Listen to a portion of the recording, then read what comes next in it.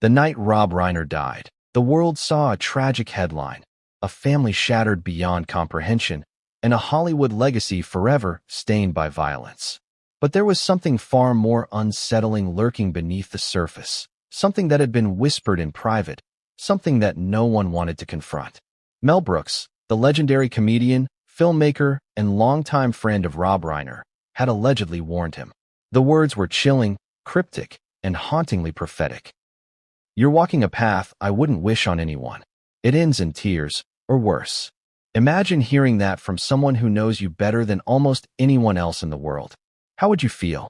Would you brush it off, chalk it up to dramatic flair, or would you pause, look at your life, and wonder if danger was closer than you thought? Before we continue, please hit the like button, subscribe to the channel, and turn on the notification bell for updates. On one side of the story, you have the image of Rob Reiner, the accomplished filmmaker, the beloved public figure, the man whose name is synonymous with classics like When Harry Met Sally, This Is Spinal Tap, and countless others. On the other, there's the private tragedy, a family living under the same roof, dealing with tensions, expectations, and a son whose inner turmoil had grown quietly, invisibly, but relentlessly. The tragedy that struck Brentwood wasn't a random act. It was a culmination of years of silent struggles, resentments, and emotional burdens, all hidden behind the veneer of wealth, fame, and success. The Reiner family's Brentwood estate was a fortress of luxury, $13.5 million of sprawling space, manicured lawns, and an image of perfection that could make anyone jealous. But inside those walls, perfection was an illusion. It's a haunting irony that the very place meant to be a sanctuary, the place where parents should feel safe with their children, became the scene of an unimaginable nightmare. That Sunday, Rob and Michelle Reiner, aged 78 and 70, were found stabbed to death. Their son, Nick, 32, was arrested the same night. The details alone make you question everything you think you know about family, love, and the shadows fame can cast. It wasn't just the shocking nature of the crime that captured the world's attention. It was the twisted, almost cinematic context of it. Reports say that the bodies were discovered by Romy Reiner, 27, their daughter. And in her first statements to police, she hinted at a truth so chilling that it makes every thriller you've ever watched feel tame. She pointed toward a family member she described as dangerous and insinuated that he should be considered a suspect. The weight of recognizing danger in your own family is almost too heavy to imagine. Would you have the courage to speak up, knowing the consequences? And yet, Romy did. Her actions would reveal layers of secrecy, denial, and frustration that had been building for decades in a household under immense pressure. But this story isn't only about the night of the tragedy. It's about a pattern of behavior, an accumulation of tension, and the subtle signs that were ignored, warnings that were there, right in front of everyone, but dismissed because they didn't fit the picture of the perfect Hollywood family. Family sources have described Nick as entitled and someone who wanted to live a life that didn't exist, expecting love, social acceptance, and attention without earning it, without putting in the work. It's an almost archetypal story, a child born into privilege, surrounded by love and opportunity, yet feeling isolated, misunderstood, and desperate to carve out an identity separate from the legendary figures in his life. And carve out an identity he did, albeit in a way that grew darker and more destructive with each passing year. In interviews from 2016, Nick admitted that growing up in the shadow of a famous father and grandfather left him with no clear sense of self. He described the impact of fame on his psyche with striking honesty, saying that fame sort of informs who you are, and that he adopted a rebellious, angry, drug-addicted persona as a means of carving out space for himself. But rebellion without guidance can spiral. And when combined with a perceived entitlement and deep resentment, it can lead to a catastrophic collision course. How could a family, no matter how loving, prevent this? Could anyone? The Reiners, despite their struggles with Nick, did everything they could to support him. They carried enormous guilt over their inability to guide him toward stability and purpose. In 2015, they even collaborated with him on a film, Being Charlie, as a way to help him find direction, confidence, and a foothold in the industry. Imagine the emotional weight of such an effort. pouring love, time, and hope into a project, only to have it fall short. Only to face the reality that the very person you sought to help could one day become the source of your greatest tragedy. There is a haunting tension in that thought, a question that will linger in every audience member's mind. How do you reconcile love with fear when the danger comes from the one you most trust? Mel Brooks' warning now takes on a deeper, almost eerie significance. What did he see that others didn't? Was it an intuition born of decades of friendship, an acute understanding of the dangers of fame, entitlement, and family strain? Or was it something more specific, a glimpse into the exact path that Nick was walking, one that ended in unimaginable loss? The truth is layered, complex, and painful. And it challenges the very idea that wealth, legacy, and closeness can shield anyone from human frailty. Brooks' words were more than just advice. They were a premonition. And when a premonition is ignored, the consequences can be devastating. So why are we telling this story now?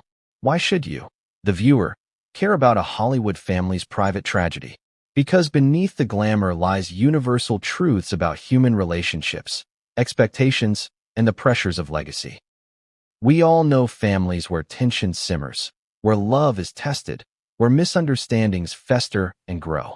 The Reiner story is a magnified reflection of that, taken to an extreme, heartbreaking conclusion. It's a story that forces us to ask difficult questions about what we would do if we saw danger ahead, if we recognized a path toward disaster in someone we love. Would we intervene? Would we listen? Or would we hope it somehow corrects itself? And yet, as we dig deeper into this narrative, you'll see that the warning wasn't the only sign. The events that led to that fateful Sunday night were years in the making. Subtle interactions, unspoken resentments, miscommunications, and a growing sense of entitlement that no amount of love could completely counterbalance. There were moments that could have been redirected, moments where intervention could have changed the outcome. And every single one of those moments contributes to a chilling realization. Tragedies like this rarely happen in a vacuum. They are the result of chains of choices, neglect, misunderstandings, and ignored warnings.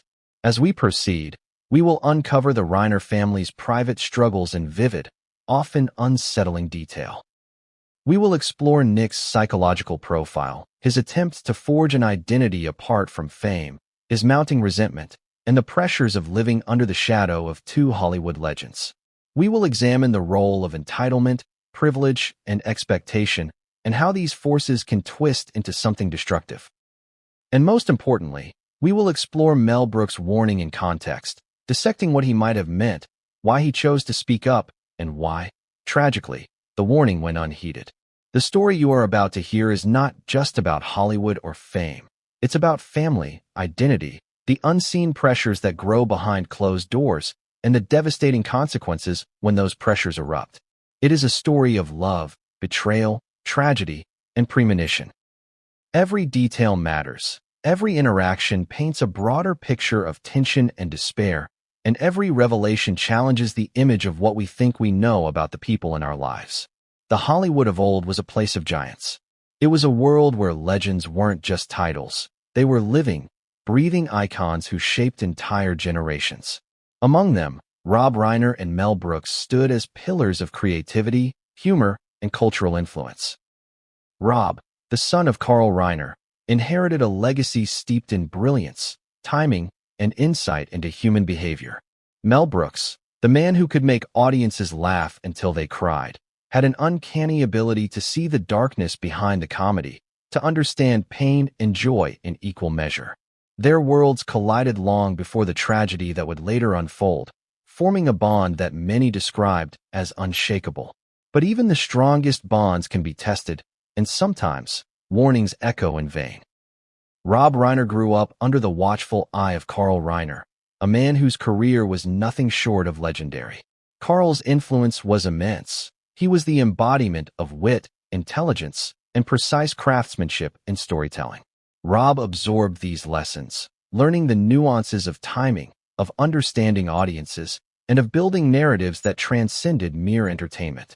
His films weren't just movies. They were reflections of life, of relationships, and of the struggles we all face. And yet, for all of his outward success, There was a private world that few glimpsed, a family, a home, and a son whose inner life was a tempest waiting to break. Mel Brooks' friendship with the Reiners wasn't casual. It was forged in shared experiences, laughter, and mutual respect. Brooks, with his sharp wit and keen perception, had a way of cutting through pretense. He understood people in a way that few could, seeing the potential for both greatness and tragedy. It was in this context that he allegedly warned Rob of impending danger, a warning so specific, so chilling, that it could not be dismissed as mere hyperbole. "You're walking a path I wouldn't wish on anyone. It ends in tears, or worse." Imagine the gravity of such words, spoken not on a whim, but with the weight of a lifetime of observation and experience. Could Rob have understood what Brooks truly saw? Or was it one of those warnings we all hope never to be put to the test? The friendship between Brooks and Reiner was rich with stories, anecdotes, and moments of genuine connection. They shared the highs of Hollywood, the premieres, the awards, the laughter of audiences moved by their work. But they also shared an understanding of the shadows that accompanied fame, the pressures, the expectations, and the silent battles fought behind closed doors. And it was in one of these quiet, private moments that Brooks' warning emerged, a statement that now resonates with a haunting clarity. It's worth pausing to consider the weight of legacy. Rob Reiner didn't just carry his own aspirations. He carried the expectations of a father who was an icon and the unspoken burden of upholding a family name synonymous with creativity and excellence. Mel Brooks, perceptive as ever, saw the strain this could place on Rob, and he saw something beyond strain. He saw a potential tragedy, the kind that isn't born from accident, but from a collision of familial tension, unmet expectations, and a son who felt increasingly lost and resentful in a world that had already mapped out his place for him. And then there was Nick Reiner, the son whose inner turbulence would ultimately culminate in that horrific night at the Brentwood estate. To outsiders, Nick's struggles might have seemed like the challenges of any child growing up under the shadow of fame. Identity crises, rebellious phases, and the desire to be recognized for oneself rather than one's family name. But as those close to the family would later reveal, the pressures Nick faced were magnified by his environment, his personality, and a sense of entitlement that festered over years of unfulfilled expectations. The very forces that shaped him, love, attention, and opportunity, became a volatile mixture that no one could predict, least of all Rob or Mel Brooks. Brooks' warning can now be seen as a culmination of insights, instincts, and an acute understanding of human behavior. He had witnessed Nick's struggles, the subtle signs of entitlement, and the simmering resentment that could not be easily redirected. And yet, despite the clarity of his vision, warnings alone were never enough to change the trajectory of a determined mind. In hindsight, the statement, "It ends in tears," or worse, reads like a prophecy, a forewarning of events that would leave a family in mourning and a community in shock. But in the moment, it was just words, words that, like many warnings, were perhaps too abstract, too uncomfortable to fully internalize. This chapter of the story isn't just about warnings, though. It's about the unique intersection of genius, friendship, and the fragility of human relationships. Rob and Mel's bond was deep, built over decades of shared experiences that included triumphs, failures, and the constant negotiation of fame's demands. Brooks' insight into Rob's life, and by extension, his family, reveals a level of understanding that few could claim. He saw the pressures, the familial tension, and the subtle warning signs that others might have missed. And it's precisely this depth of perception that makes his alleged warnings so chilling. Imagine living a life where even your closest friends sense danger before you do, where someone who knows you intimately, someone capable of seeing the shadows behind your successes, offers a warning that you cannot ignore. What would you do? Would you act? Would you prepare? Or would you hope, as so many do, that life's course could be altered without direct intervention? For the Reiners, the warning came too late, or perhaps it was never fully acknowledged in time, and that inaction, or inability to act, set the stage for a tragedy that no one, not even Mel Brooks, could have fully prevented. At the heart of this connection lies a paradox. The Reiners were surrounded by love, intelligence, and guidance. They had friends who saw potential pitfalls, family who adored them, and resources that could solve almost any practical problem. And yet, love and wisdom were powerless in the face of psychological strain, resentment, and the complex dynamics of a family living under extreme pressure. Mel Brooks' warning now resonates as a haunting reminder that insight, no matter how profound, cannot always change the course of human behavior. As we move deeper into this story, you will see that the relationship between Rob Reiner and Mel Brooks is not just a footnote. It is the lens through which we can understand the unfolding tragedy. It shows us the stark contrast between foresight and action, between love and helplessness, and between hope and inevitability. And as you watch this narrative unfold, consider this. How often do we dismiss warnings from those who see more clearly than we do? How often do we ignore the voices that could change our lives, assuming that fate, chance, or circumstance will intervene? But the warning wasn't the only signal that something was amiss. It was one piece of a complex puzzle. A puzzle that included entitlement, identity struggles, resentment, and a desire for recognition that no one could fully satisfy. And as we will see, all of these elements converged on that fateful night at the Brentwood estate, culminating in an event that no warning could prevent, yet one that was, in a sense, foretold. The question now becomes, how did a relationship built on trust, respect, and shared experience intersect with a family dynamic so fraught with tension that it led to unimaginable violence? And more importantly, how did a single warning, spoken in confidence by a legendary friend, become a haunting echo in the aftermath of tragedy? The answers lie in the details, in the moments of neglect, misunderstanding, and unaddressed tension that we will explore in the chapters ahead. On the surface, the Reiners had it all. From the outside looking in, their life seemed like a Hollywood dream come true. A sprawling Brentwood estate valued at $13.5 million, an enviable social circle, accolades, awards, and the kind of public adoration most people could only imagine. Their names were synonymous with success, wit, and creativity. To the world, Rob and Michelle Reiner embodied the ideal life: wealth, talent, and a family united by legacy. But as anyone who has ever peered behind the curtain of fame knows, appearances are rarely the full story. What you see in magazine spreads, on Instagram posts, or at glamorous galas is often a meticulously curated version of reality. Behind the gates of their Brentwood mansion, tensions simmered, resentments lingered, and the cracks in their seemingly perfect life were beginning to show. The estate itself was a symbol of their achievements, with manicured lawns, towering walls of privacy, and interiors that reflected both sophistication and comfort. It was the kind of home that could host elegant soirees, film premieres, and quiet family dinners alike. But even as the property radiated opulence, it also concealed something far more fragile: the private lives of its occupants. Within those walls, Rob and Michelle were not merely the public figures the world adored. They were parents, dealing with a son whose behavior had long worried them, and a daughter who bore the silent burden of witnessing escalating family tension. Publicly, the couple maintained the image of composure and charm. Rob Reiner, the acclaimed director and actor, was known for his sharp humor, his incisive commentary on society, and his ability to craft stories that resonated with millions. Michelle Reiner, a devoted mother and wife, was often seen supporting her husband at premieres, attending social functions, and maintaining a presence that balanced grace with discretion. Together, they projected a narrative of normalcy and success, carefully navigating the demands of fame while keeping their personal struggles largely private. Yet behind the glamour, the family dynamic was far more complex.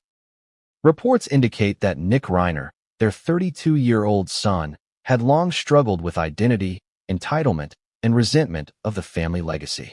While the public saw a wealthy, talented family, the reality was that Rob and Michelle were managing layers of emotional and psychological strain that few could fully appreciate. It's a paradox often faced by families in the limelight. The greater the success, the more intense the pressures within.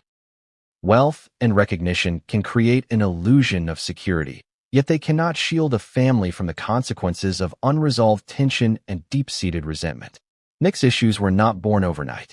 Friends and family have described a pattern of behavior that included expectations of instant success, a desire for recognition without effort, and struggles with mental health and substance use.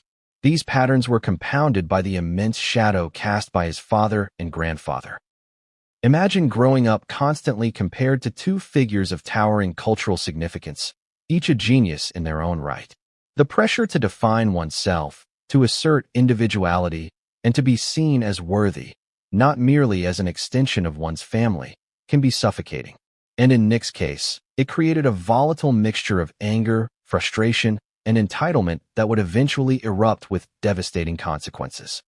Mel Brooks, as a mother, carried a particularly heavy burden.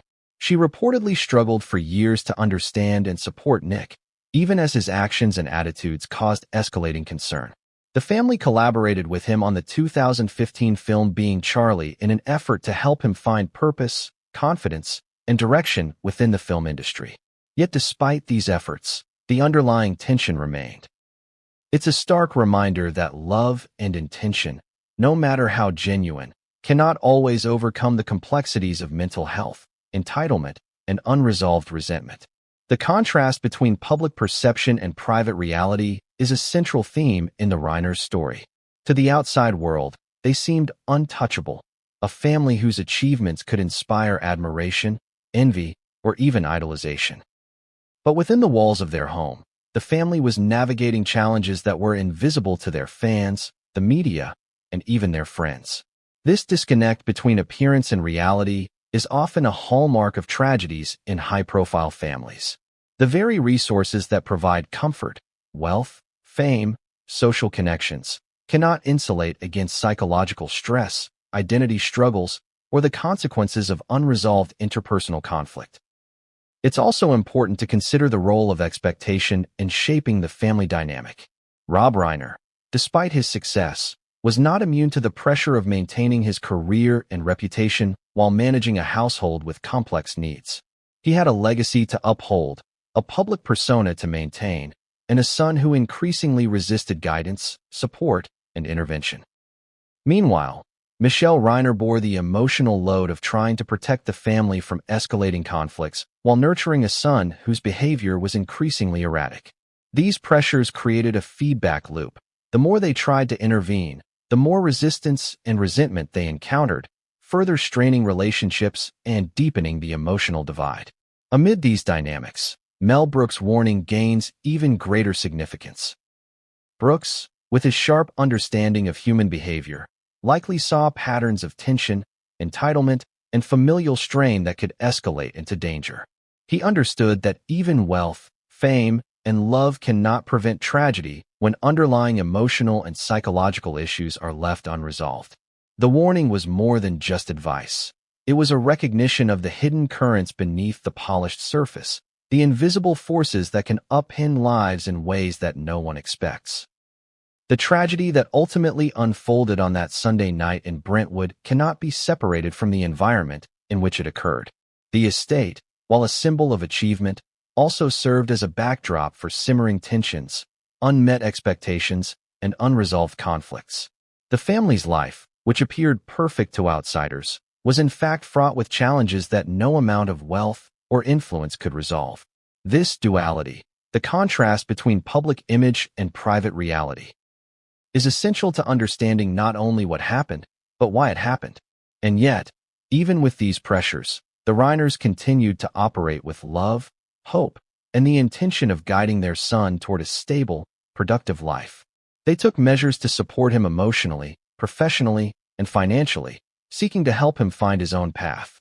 But when underlying issues, such as resentment, identity struggles, and entitlement, remain unaddressed, even the most well-intentioned interventions can fall short. The question that haunts this chapter of the story is whether there was ever a way to prevent the tragedy, or if the forces at play were simply too powerful to redirect. As we reflect on the Reiners' perfect life on the outside, it becomes clear that appearances can be dangerously deceptive. What looks like success and stability may conceal a web of challenges, tensions, and emotional turbulence. And in this case, the very image of perfection may have masked warning signs that, if noticed, could have changed the course of events. But as we will see, the cracks in the Reiners' seemingly idyllic world were already deepening, and the night that would change everything was drawing closer with a momentum that no one could halt. The facade of perfection is often the last thing to crumble before a tragedy. And as the story of the Reiners unfolds, you'll see that what the world admired from afar was only a fragment of a far more complex and harrowing reality.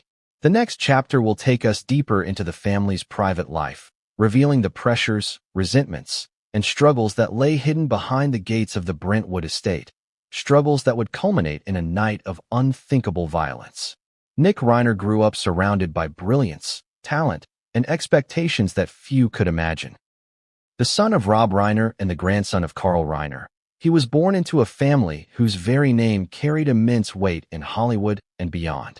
To the casual observer, this might seem like a blessing, a front-row seat to fame, opportunity, and resources most people could only dream of. But for Nick, it was a double-edged sword. Growing up in the shadow of legends can shape a life in unexpected ways. It can offer privilege, yes, but it can also suffocate, distort, and warp identity. And for Nick, the shadows of his father and grandfather weren't just tall, they were suffocating. In interviews and public statements, Nick himself admitted to feeling lost in this legacy. By 2016, he had spoken about the unique challenges of being a Reiner. Fame sort of informs who you are, he said. To him, growing up under the glare of the Reiner name was like being trapped in someone else's story, one he had not written but was expected to live. He struggled to carve out his own identity, one that wasn't merely a reflection of Rob or Carl Reiner. And in the absence of a clear path, he sought to define himself through rebellion. Anger, drugs, and a cultivated bad boy persona became his armor, his method of carving space for himself in a world that constantly reminded him of who he was supposed to be rather than who he wanted to be. From a psychological standpoint, Nick's experience is a classic study in the pressures of legacy. Children of high-profile families often face a unique cocktail of expectation, entitlement, and isolation. They see success everywhere around them, but it is often framed in comparison rather than encouragement. For Nick, the pressure was relentless. Every achievement of his father, every story of his grandfather's brilliance, became a benchmark he felt he could never meet.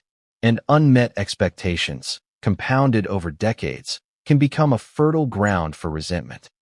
Family sources have described Nick as feeling entitled from a young age, expecting love, attention, and validation without necessarily earning it in ways his parents might have hoped.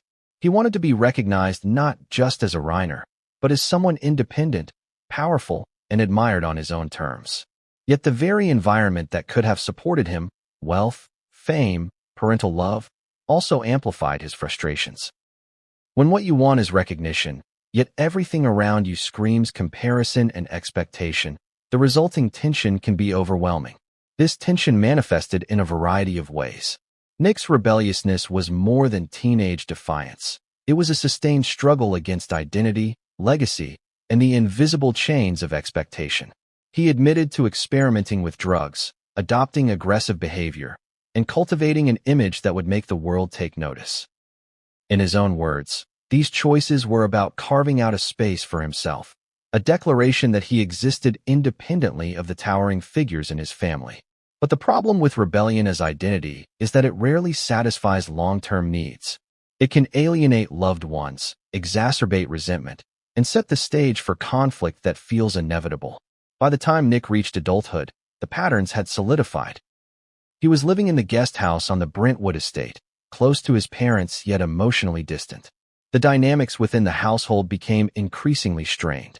Rob and Michelle reportedly carried enormous guilt for years, trying to help Nick navigate his identity, career, and personal struggles. They believed in intervention, in support, in the power of love and guidance.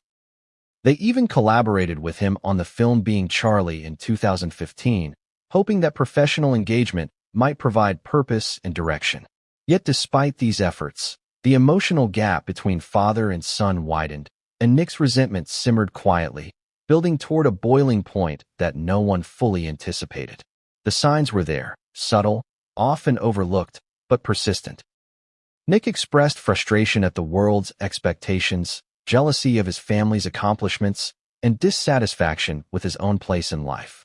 He longed for a recognition that felt just out of reach, for a sense of self that was unconnected to the Reiner legacy. And like many people in similar situations, he began to internalize his struggles as a battle against fate, family, and circumstance.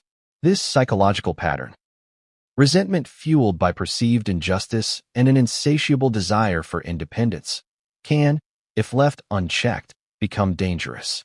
It is within this context that Mel Brooks' warning gains a haunting clarity. A friend who understood human behavior, Brooks likely saw the trajectory that Nick was on, a path marked by entitlement, resentment, and escalating frustration. "You're walking a path I wouldn't wish on anyone.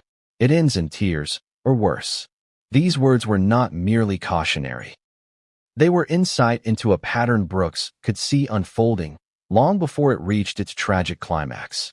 For someone like Nick, whose inner turmoil was hidden behind charisma, charm, and occasional humor, such a warning might have been dismissed as exaggeration or misinterpretation.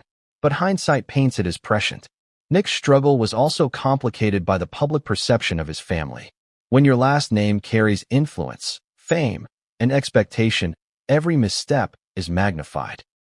Every failure feels amplified, every perceived slight carries weight, and every desire for independence clashes with the public narrative that surrounds your family. For Nick, this magnification intensified his feelings of frustration and alienation. It created a pressure cooker environment where every interaction could feel like judgment, every suggestion like criticism, and every parental attempt at guidance like interference. Yet within the shadow of this struggle, there were moments of connection, moments when Nick's parents tried to reach him, moments when hope flickered that he could find his place. The collaboration on Being Charlie was one such moment, a chance to work together, to channel his energy into creation, and to assert his identity in a way that was productive rather than destructive. But even that effort, which could have served as a turning point, was not enough to overcome years of psychological tension, resentment, and internalized pressure. This chapter of Nick's life, his years in the shadow, his struggle with identity, and his simmering resentment, sets the stage for understanding the tragedy that would follow. It is not merely a biography. It is a psychological map, tracing the contours of a mind caught between entitlement and frustration, rebellion and familial expectation, love and resentment. It explains why a night that seemed ordinary, peaceful, or even routine could erupt into unthinkable violence. It also contextualizes Mel Brooks' warning, not as an abstract admonition, but as a realistic perception of a son walking toward danger that even love could not redirect.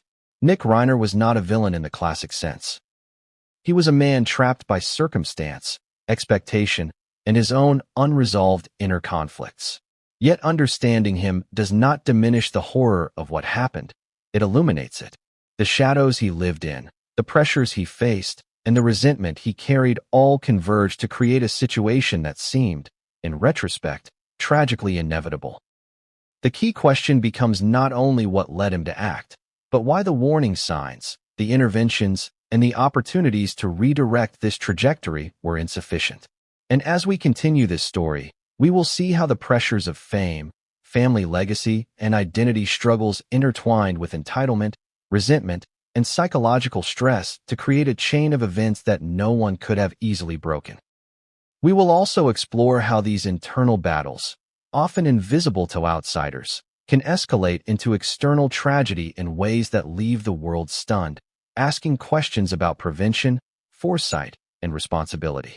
Families are often described as the bedrock of support, love, and security. But what happens when that foundation is cracked by expectation, pressure, and unspoken grievances? In the Reiner household, these cracks were subtle at first, almost imperceptible. They were the quiet sighs of frustration, the tension in conversations that should have been casual, the lingering resentments that neither side fully voiced. Rob and Michelle Reiner, despite their love for Nick and their commitment to family, were navigating a terrain fraught with emotional complexity, one that would eventually set the stage for an unthinkable tragedy. From the outside, everything appeared idyllic. Rob, the accomplished filmmaker, and Michelle, a devoted mother and partner, maintained an image of composure, charm, and stability. But the reality behind the gates of the Brentwood estate was far more complicated. Family sources have revealed that Nick harbored deep-seated resentment toward his father and grandfather, feelings that were compounded by the intense pressure of living up to the Reiner legacy. To Nick, the accomplishments of Rob and Carl weren't simply milestones to admire. They were benchmarks he felt compelled to meet, yet constantly fell short of. The weight of comparison, of expectation, and of unspoken judgment created a pressure cooker environment, one that no amount of love or intervention could fully relieve. Michelle Reiner, in particular, bore an enormous emotional burden. As a mother, she tried tirelessly to mediate conflicts, support Nick, and provide guidance. But her efforts were often met with resistance, frustration, and, at times, outright anger. This created a cycle in which attempts to help were misinterpreted, love was mistaken for control, and patience was met with rebellion.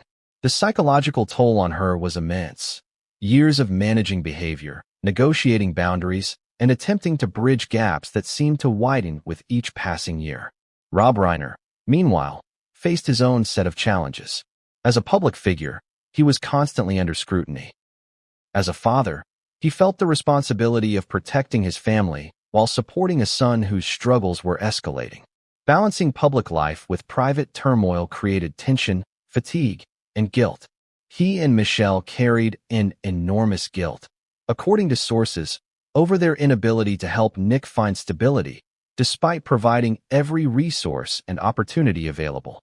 They even collaborated with him on the 2015 film Being Charlie in an effort to offer him purpose and confidence. Yet the underlying resentments persisted, festering in ways that could not be smoothed over by a single creative project or well-intentioned intervention. The nature of family tension often lies in contradictions. A parent can love their child fiercely, yet feel frustrated by their behavior. A child can crave parental approval, yet resent the guidance that is meant to support them. In the Reiner household, these contradictions were magnified by fame, wealth, and the weight of a legendary legacy. Nick's entitlement, fueled by both his environment and his own perception of the world, collided with his parents' expectations of responsibility, maturity, and personal growth. This collision created a simmering resentment that became increasingly difficult to manage, even for parents who had decades of experience navigating both personal and professional challenges. It's important to understand that resentment in this context wasn't a simple matter of disobedience or typical adolescent rebellion. Nick's frustration was deeply psychological, rooted in identity struggles, comparisons to iconic family members, and a sense that he could never truly claim his own space in the world.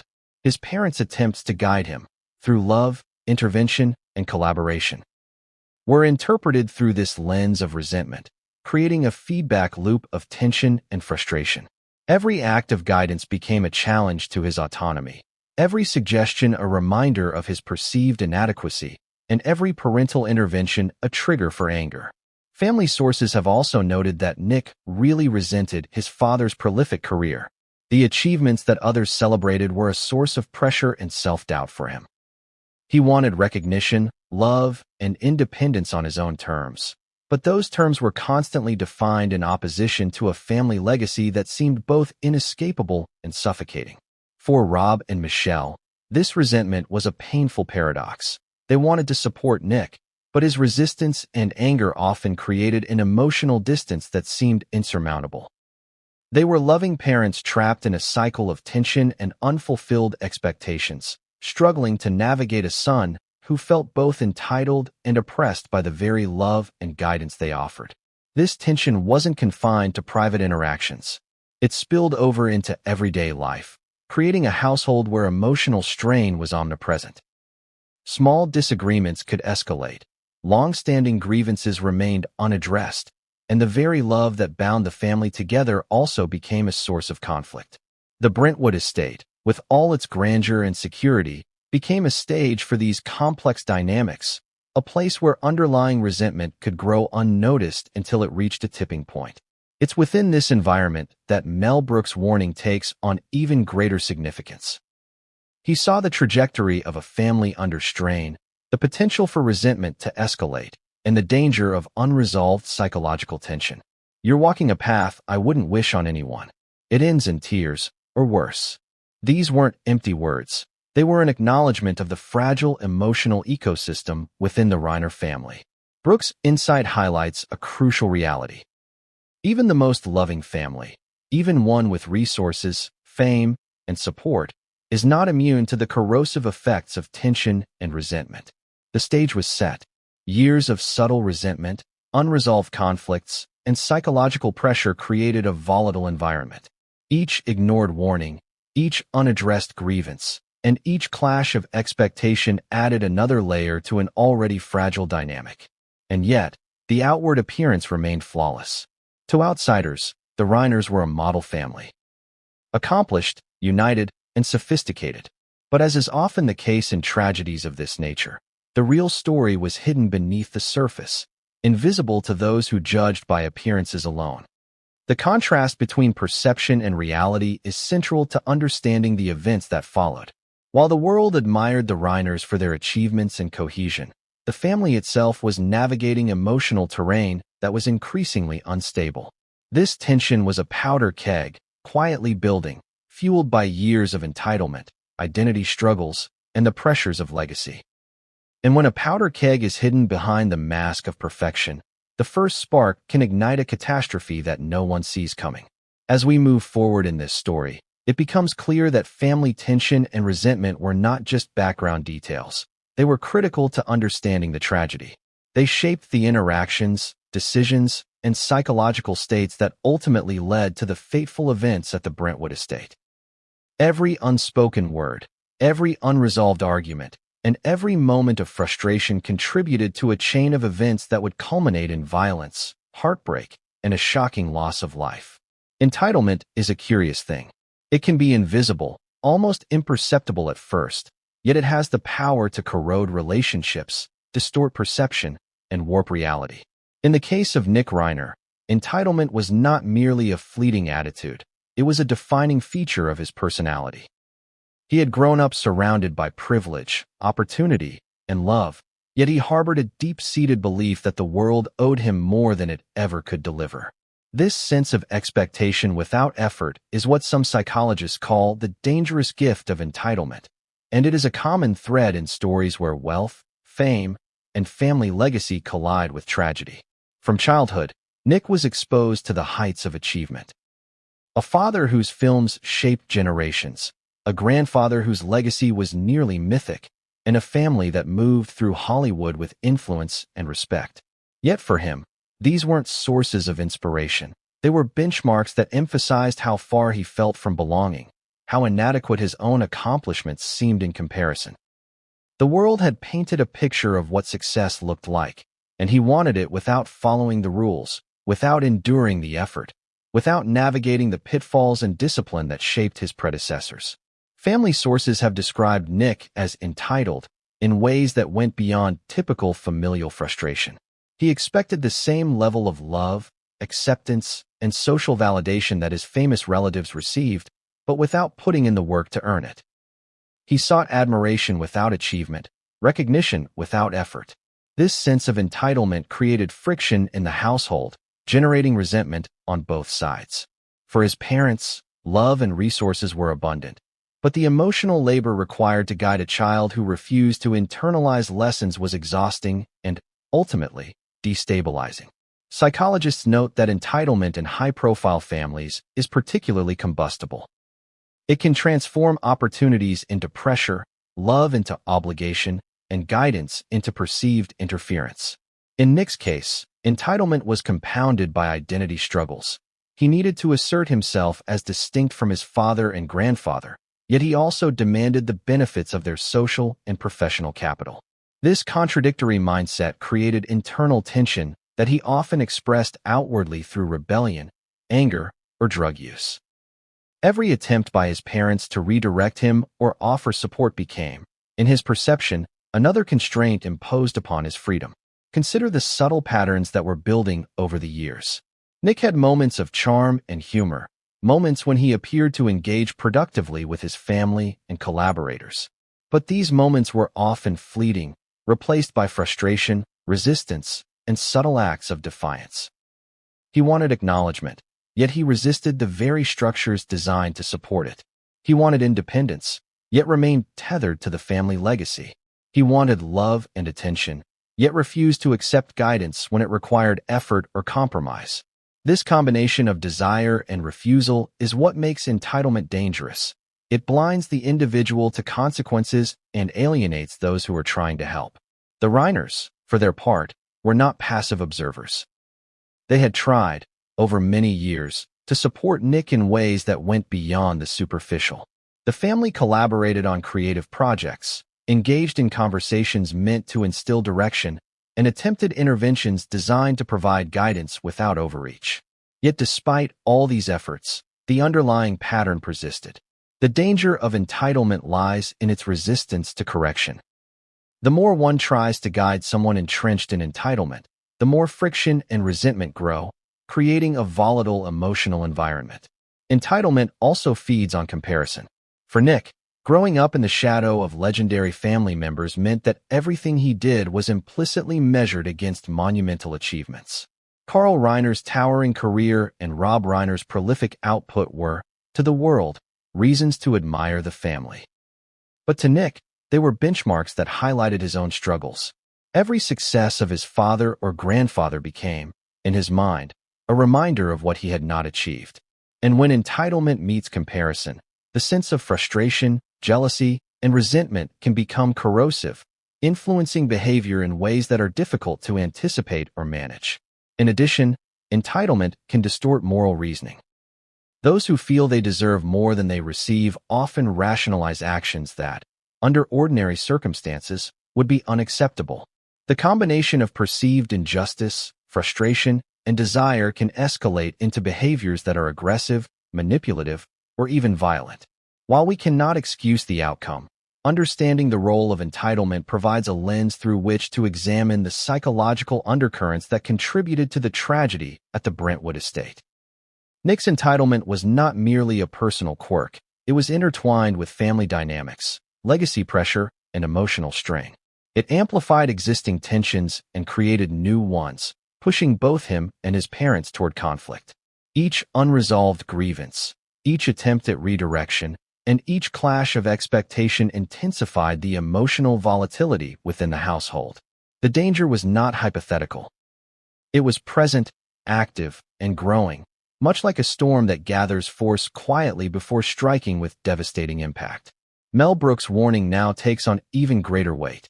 He likely perceived not only the immediate risks of Nick's behavior, but also the structural pressures, the combination of entitlement, resentment, and family tension that could precipitate disaster.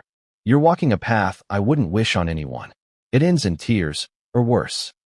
These words, initially abstract or cautionary, now resonate as a prescient understanding of how unchecked entitlement, when combined with other psychological stressors, can spiral into tragedy.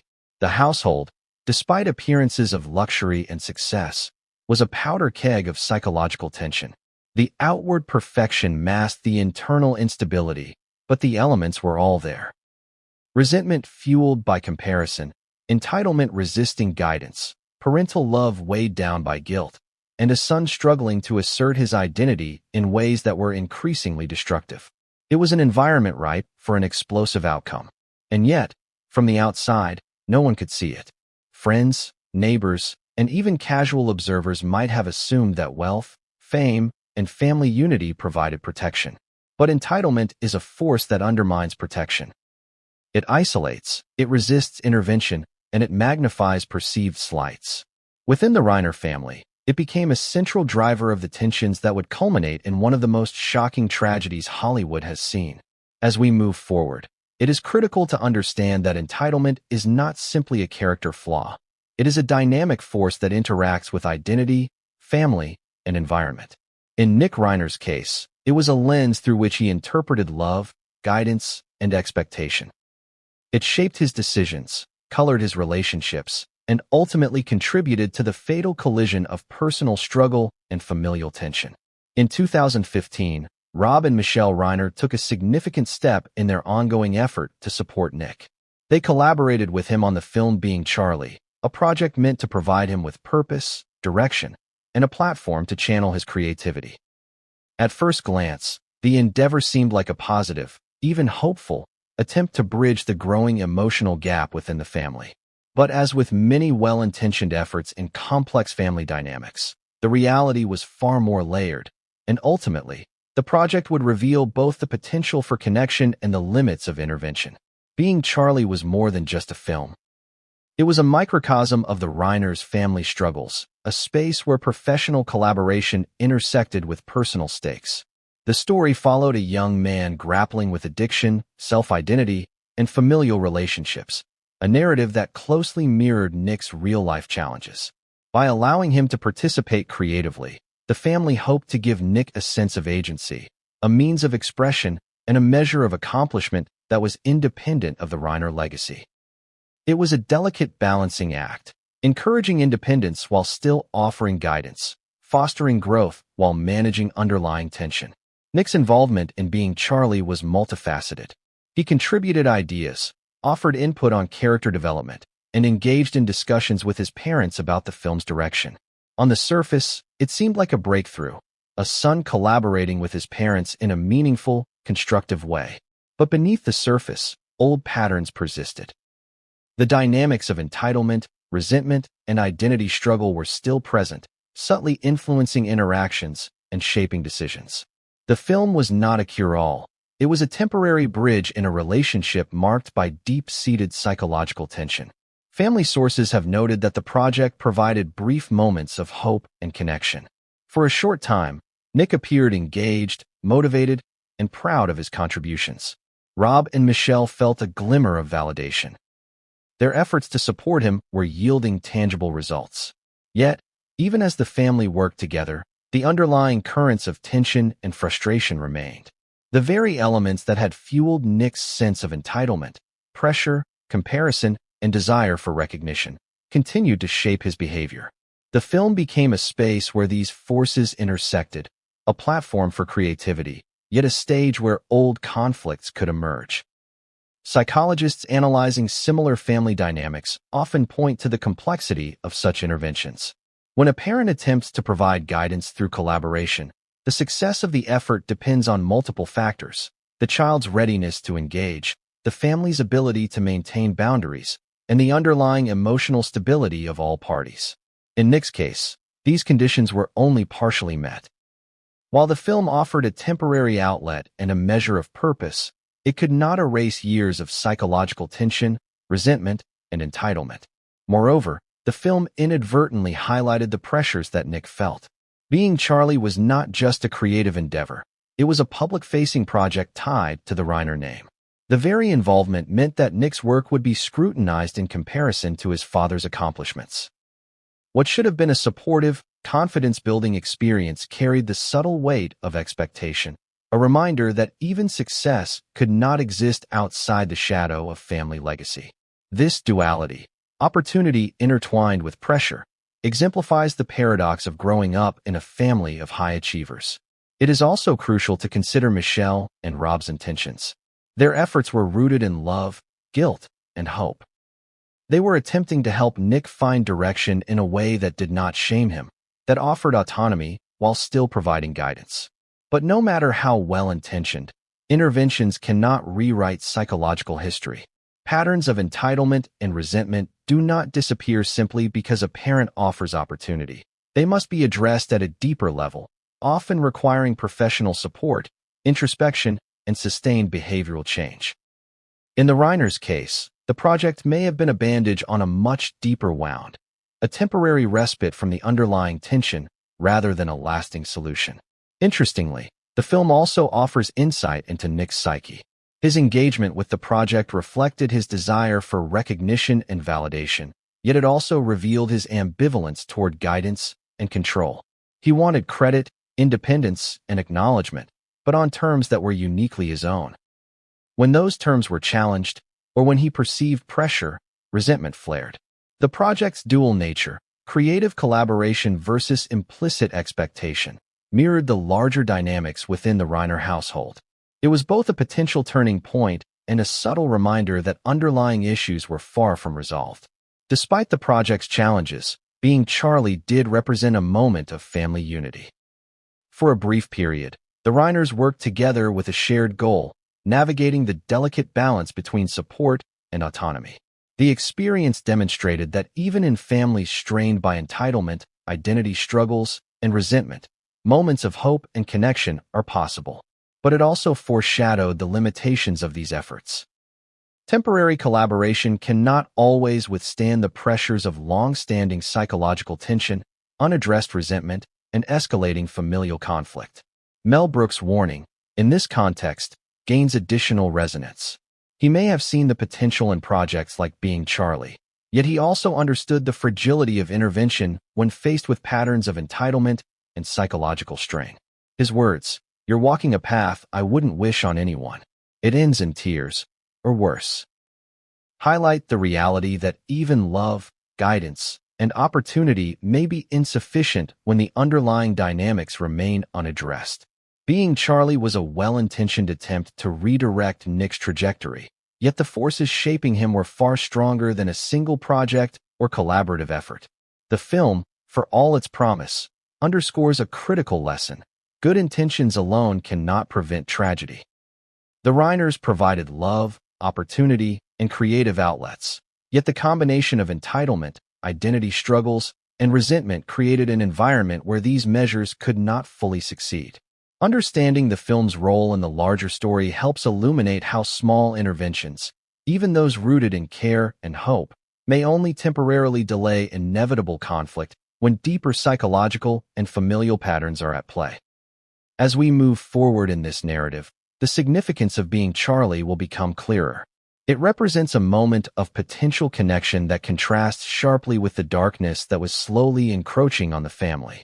The project highlights the tension between hope and inevitability, between intention and outcome, a tension that would culminate in the tragedy at the Brentwood estate.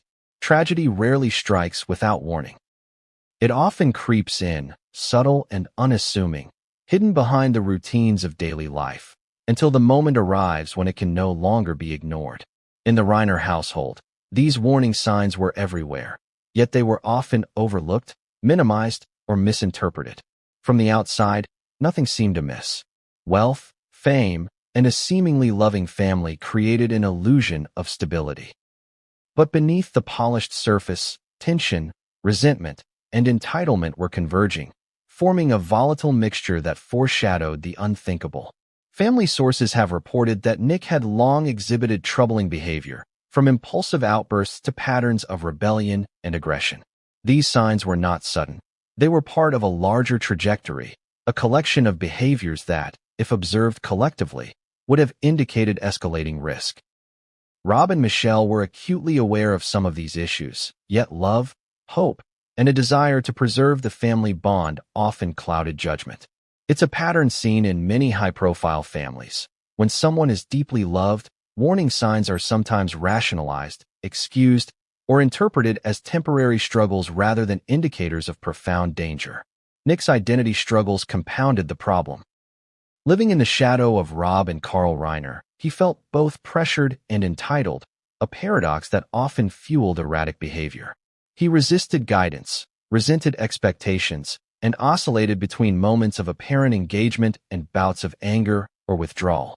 Every attempt to intervene, whether through projects like Being Charlie or direct conversation, was filtered through this lens of entitlement and identity conflict. For his parents, these patterns were distressing yet difficult to confront head-on. Confronting them fully meant acknowledging the depth of the problem, a realization that can be both painful and paralyzing for even the most loving parents. Subtle warning signs included Nick's frustration with authority, his financial expectations, and his desire for recognition without effort. Friends have described him as someone who struggled to reconcile personal ambition with familial expectations, someone who wanted success, love, and admiration on his own terms. These are not unusual feelings in a young adult, but when combined with entitlement, resentment, and psychological instability, they become potential triggers for destructive behavior. The Reiners, despite their resources and insight, may not have fully grasped the cumulative impact of these warning signs. A miscalculation that would have tragic consequences. Even outside observers noted concerning patterns. Nick's previous admissions about his struggles with identity, fame, and rebellion painted a picture of a young man grappling with inner conflict. He had experimented with drugs, cultivated a rebellious persona, and resisted conventional paths to achievement. Each of these behaviors, viewed in isolation, might appear manageable, but when considered collectively, they formed a clear warning. A young man at risk of emotional volatility, struggling to navigate a complex web of expectations and resentment. It's also important to consider the psychological dynamics at play in ignoring warning signs. Parents often operate under a principle of hope. They see potential where danger lurks, believing that love and support will be sufficient to correct behavior. In the Reiner household, this hope was reinforced by years of intermittent success. Moments when Nick appeared engaged, motivated, or productive, particularly during collaborative projects like being Charlie. These positive instances may have created a false sense of security, masking the deeper issues that remained unresolved. Furthermore, denial is a powerful force. Recognizing that a family member could pose a serious threat is both emotionally and psychologically devastating. Love and fear often collide in such situations, creating cognitive dissonance that leads to rationalizing or ignoring red flags. For the Reiners, who had dedicated years to supporting Nick,